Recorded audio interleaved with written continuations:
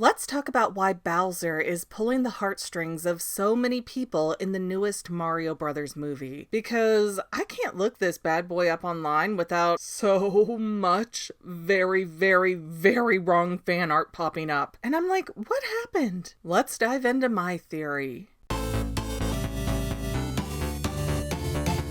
Hey guys, Yeb McGann, and this is the Fangirl, where we take movies way too personally. So if you're like me, you've had no reprieve from walking around hearing things going, peaches, peaches, peaches, peaches, peaches, I love you. Okay, that may be my own fault for playing it at my wedding reception, but still, it was all video game themed, it made sense at the time. And not that Bowser's movie voice actor, Jack Black, is some forgotten cinema relic. But let's be real. Other than Jumanji and some internet controversies, Black hasn't been very relevant in the media for like the past 20 years. We'd see him in supporting roles in movies like Orange County and Bong Water, but then School of Rock came out and Jack Black got huge. He even had a video game in 2009. Then it's like he succumbed to the blip and was nowhere to be found. Keep in mind, I know he does Tenacious D, but I don't follow music, so he's been dead to me. But seeing Black return to the spotlight in a role that is perfectly suited to his voice is nothing short of amazing. But really quick recap of the new Mario Brothers film in case you haven't gotten the scoop. Essentially, Bowser steals a star and everyone in the Mushroom Kingdom is freaking out that he's coming to decimate their land because stars are really powerful. But it turns out that Bowser just wanted that star as a wedding gift for Princess Peach. And the rest of the movie is about these jerk Italian plumbers who are keeping Bowser from the love of his life.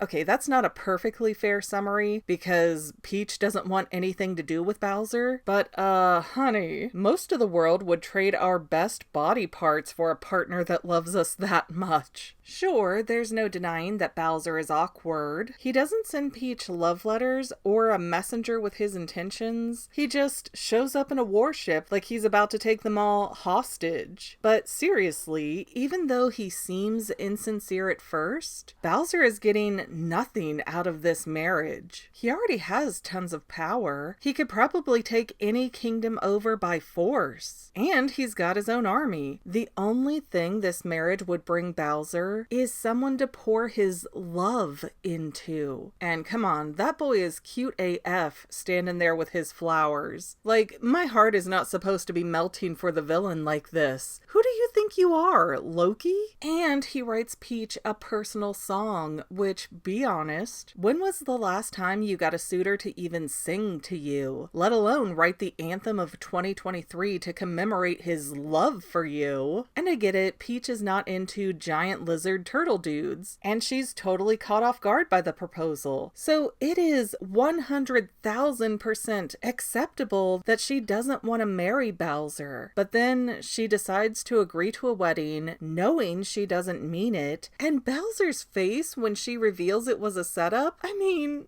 I'm not made of stone. I can't take this poor broken boy. So why is it that so many adults in the audience are feeling our hearts skip a beat over Bowser now? How do we not look at this baddie and go, ew, he's a villain, he's gross, that's so unappealing? Well, first, we have to just accept the fact that Illumination made a kids movie specifically geared to millennials and Gen X. Now, I'm not saying Gen Z and Gen Alpha aren't enjoying it too, but that movie starts off with the old animated series theme song, We're the Mario Brothers and plumbing's our game. I'm sorry, but y'all didn't grow up having that as the soundtrack of your afternoon in the early 90s. Actually, that show was on multiple times a day. We all collectively loved it. Nobody ever saw Zelda, which was somehow connected to this thing. So to open a Mario film with that nostalgic of a callback, that was a signal that this movie was made for the people who grew up with the 8-bit version of Mario. We were the ones always thirsting for more and making the demand that led to the 1993 live-action masterpiece. And no, I do not say that ironically. I have loved that movie since it came out. It is not quite Mario, but there's an alternate universe in here that's really kind of cool. But because of our demand in the 80s and 90s for all of this video game merchandise it kind of brought us to where we are now. So yeah, if you want to blame millennials for something, blame them for Funko Pops. That is totally on us. You're welcome / our bad. But the bulk of millennial and Gen X kids were born to boomers. And yes, this is getting up in the political feels pretty quickly here because, fairly universally, boomers were not the best parents. Now, obviously, that doesn't apply to every boomer that's ever existed, but a lot of them were very self-centered, emotionally immature, and emotionally irregulated. And they put their children through a lot of turmoil that turned us into people-pleasing wrecks because it was like living with Jekyll and Hyde, where public perception was all that mattered, and their social mask came off behind closed doors. And those things could be explosive, because if you know, you know. Most boomers vented all of their frustrations by screaming at their children, and whoo, help any of us who were having a moment ourselves, because those parents having meltdowns and tantrums all the time, they wanted nothing to do with you being a problem. So get those video games, park you in front of the TV, don't bother mommy and daddy. Having those kinds of parents that had meltdowns and tantrums all the time led to kids growing up with feelings of chaos to where, oh, if I put a toe out of line, I might hit a landmine with dad. So millennials and Gen X soothed ourselves most of the time by consuming consistently joyous things like television shows and movies, and video games, which is why the kid-alt market right now, where toys are designed explicitly for adult collectors, is doing so well in recent years. There's a reason that millennials are kind of the first generation to really cling to our childhood nostalgia, because for a lot of us, that was our only safe place growing up, as mental, emotional, and physical child abuse were normalized and acceptable up until very recent years. So say, hey, Transformers makes me feel safe. Well, Reagan changed the laws that made advertising separate from children's programming, so there's a Bumblebee in the store that I can buy that may also make me feel safe. And a lot of our feelings of safety growing up as kids do not come from our parents. Either one might explode at any time for any wrong move that you made. So even for myself, my positive, safe feelings came from My Little Pony, Sonic the Hedgehog, Reboot, DuckTales, and whatever Disney movie I could get my hands on. And similarly, my biggest feelings of accomplishment in childhood came from getting positive images and music and cutscenes in video games. So of course, as an adult, when I look at the 40th anniversary My Little Pony packaged up, $50 collector set, I'm like, oh, I need that. That makes me feel so good to get that. That is what made me feel safe and positive and happy and loved as a kid. And the result of that kind of upbringing is that a lot of us millennials are trying to heal our childhood trauma as adults. So going back to familiar icons like the Super Mario Brothers not only allows your inner child to feel some happiness without fear of repercussions, because,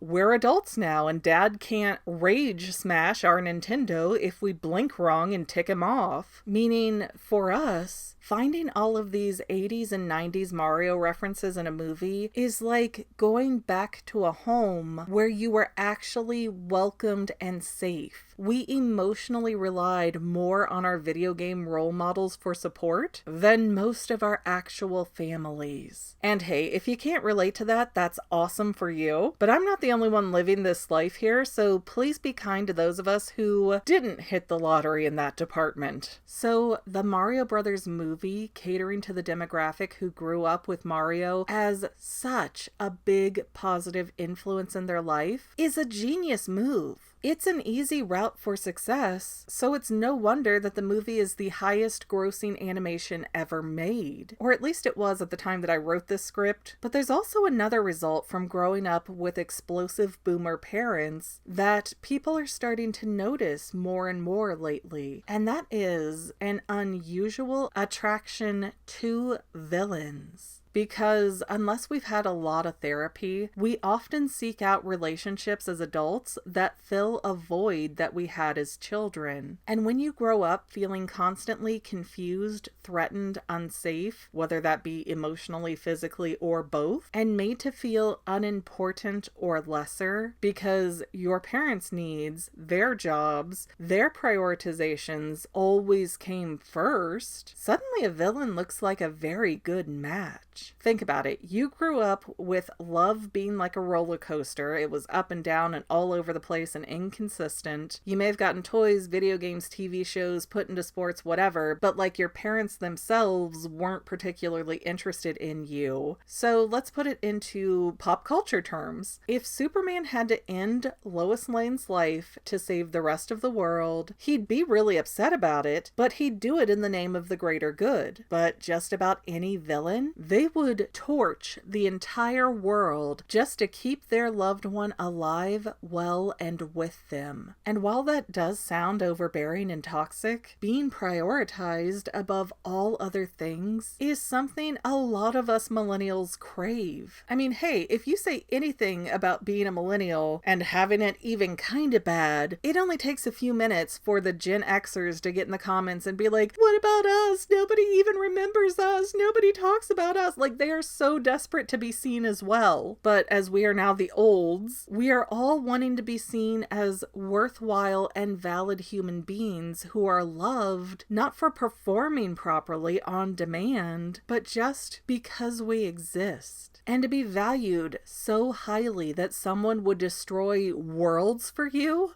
Whew, that is catnip to a lot of us who were given no autonomy. I mean, come on, most of us were basically purse dogs to our parents, and we were expected to behave as a good little pet. And we grew up hearing things like, children are to be seen and not heard, or I'll give you something to cry about. Nobody cared about us. Nobody wanted to hear our feelings. Nobody wanted to deal with us. So to see a villain be like, ooh, I will blow up this entire city because that dude made you cry, swoon. So yeah, basically millennials and some of those around our age range are so mentally and emotionally broken down that watching Bowser fawn all over Princess Peach for no other reason than he is genuinely smitten with her makes a lot of us root for the bad guy, because we ourselves so desperately want to be seen and heard and treasured in a way where nothing else matters. All because that's a love that a lot of us are lacking from childhood. So call your mamas and papas and thank them for your unhealthy obsession with Bowser. I might be overthinking it, but that's literally my job. And to any of my members here on YouTube, a huge bottom of my heart thank you for all of your help and support. If you would like to become a paid channel member, there is a link in the description below. Thanks again, guys. Love you. Well, family members, we're almost done, but I want to invite you to hang out with me in some other places. I'm on Twitter and Instagram as my own personal self, and I have a Facebook page too, but I mostly just post photos over there. And sometimes people say, hey McGann, I want to mail you something. How do I do that? Easy. Just click the About tab on my channel page, and my most current P.O. Box info will be right there. I also run another channel, The Family. It's really a hodgepodge channel where we might post anything. Oh yeah, and I also sell shirts and stickers and stuff with the Family and the Fangirl logos. If that is your cup of tea, I have a link in every description of every video. Finally, if you want to help out the Fangirl channel and make sure I'm putting out video essays for years to come, the best way you can help is by subscribing and watching more of my videos, whether they're new, old, whatever. Maybe even share one or two on social media, help spread the word. People who watch to the end of videos like you helps to tell the site, hey, this is a good video, we should recommend it to other people. So if you made it this far, leave me a comment of something like, hey, I made it to the end. Love ya. See you next time, family members. Bye.